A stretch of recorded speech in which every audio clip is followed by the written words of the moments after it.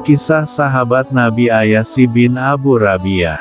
Ayyasi bin Abi Rabiah masih kerabat Nabi Shallallahu Alaihi Wasallam dan memeluk Islam pada masa-masa awal.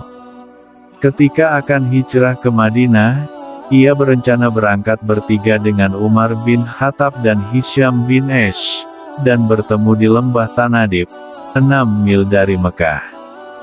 Tetapi Hisyam dihalangi dan disiksa oleh kaum kafir Quraisy, sehingga mereka hanya berangkat berdua. Setelah beberapa saat tiba di Kuba, Abu Jahal bin Hisyam dan Harits bin Hisyam, yang masih saudara sepupunya datang membawa berita bahwa ibunya bersumpah tidak akan menyisir rambutnya bertemu dengannya, tidak akan berteduh dari panas matahari hingga melihat wajahnya. Mendengar hal itu, Ayyasi menjadi kasihan dengan ibunya, ia pun bermaksud kembali ke Mekah. Tetapi Umar mengingatkannya, bahwa itu hanyalah tipu muslihat orang kafir agar ia meninggalkan agama Islam. Karena cintanya kepada sang ibu, Ayyasi berkata, "Aku akan kembali dan melaksanakan sumpah ibuku itu. Sekaligus aku akan mengambil hartaku yang kutinggalkan di Mekah." Sekali lagi Umar mengingatkan akan kelicikan muslihat orang kafir Quraisy, bahkan ia menjanjikan membagi dua hartanya dengan Ayyasi asalkan tidak kembali ke Mekah. Tetapi Ayyasi telah berketetapan hati kembali demi ibunya yang sangat dicintai dan dihargainya. Akhirnya Umar merelakan sahabatnya tersebut kembali, tetapi ia memberikan untanya yang penurut kepada Ayyasi, dengan pesan, jika sewaktu-waktu ia melihat gelagat tidak baik, hendaknya ia memacu unta tersebut kembali ke Madinah. Mereka bertiga kembali ke Mekah. Dan seperti yang dikhawatirkan Umar, Abu Jahal dan Harits memperdaya Ayyasi. Tidak lama setelah mereka meninggalkan batas Madinah. Abu Jahal berkata, "Wahai keponakanku, demi Allah, ontaku ini sudah sangat kepayahan. Maukah engkau memboncengkan aku di punggung ontamu?" "Boleh," kata Ayyasi, tanpa prasangka apapun. Kemudian ia menderumkan untanya, dan Abu Jahal naik di belakang Ayyasi. Tetapi seketika itu ia mendekap tubuh Ayyasi dengan erat, dan Hisyam mengeluarkan tali yang telah dipersiapkannya, dan mengikat Ayyasi dengan erat. Mereka membawanya ke Mekah dalam keadaan terikat. Sampai di Mekah, ia disiksa dengan hebat dan dipaksa untuk murtad, sehingga akhirnya ia menuruti kemauan mereka. Hal yang sama terjadi pada Hisyam bin Esh yang terpaksa murtad karena beratnya siksaan yang ditimpakan kepada mereka.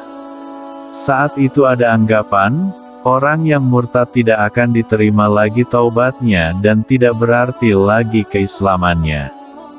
Karena itu keduanya selalu dirundung kesedihan walaupun dalam keadaan bebas bergerak di Mekah.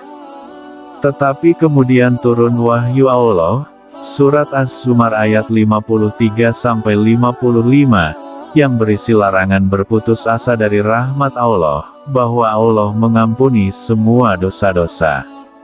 Umar mengirim seorang utusan dengan membawa surat kepada dua sahabatnya itu, yang memberitahukan turunnya wahyu Allah tersebut. Kemudian keduanya mengikuti utusan Umar tersebut ke Madinah dengan sembunyi-sembunyi, dan kembali ke pangkuan Islam.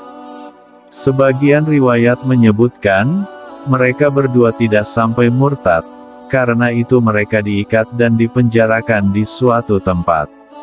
Suatu ketika Nabi Shallallahu Alaihi Wasallam bersabda kepada para sahabat yang sedang berkumpul, "Siapakah yang sanggup mempertemukan aku dengan Ayyasi bin Abi Rabiah dan Hisyam bin Amr?" Walid bin Walid, yakni saudara Khalid bin Walid yang telah memeluk Islam sejak awal didakwahkan, berkata, "Wahai Rasulullah, sayalah yang akan membawa keduanya ke hadapan engkau."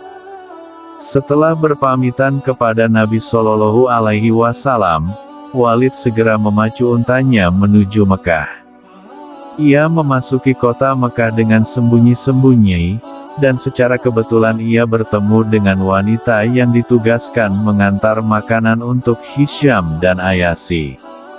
Ia pun mengikuti wanita tersebut, hingga mengetahui tempat penahanan keduanya, yakni sebuah rumah tanpa atap, tetapi pintunya dikunci dengan kuat. Ketika keadaan sepi dan aman, Walid memanjat tembok rumah tersebut untuk memasukinya. Setelah melepaskan ikatan yang membelenggu Hisham dan Ayasi, ketiganya keluar dengan memanjat tembok juga, dan meninggalkan Mekah dengan menunggang unta milik Walid yang memang cukup kuat, sehingga mampu membawa 3 orang tersebut hingga sampai di Madinah dengan selamat. Dalam perang Yarmuk di masa Khalifah Umar, Ayasi terluka parah, begitu juga dengan Harits bin Hisham dan Ikrimah bin Abu Jal. Harits meminta dibawakan air, tetapi kemudian menyuruhnya untuk diberikan kepada Ikrimah. Sebelum sempat minum, Ikrimah meminta agar air diberikan kepada Ayasi. Tetapi Ayasi wafat sebelum sempat minum air tersebut. Ketika dibawa kembali ke Ikrimah, ia telah meninggal. Begitu juga ketika dibawa kepada Harits, ia telah wafat sebelum air minum itu kembali kepadanya.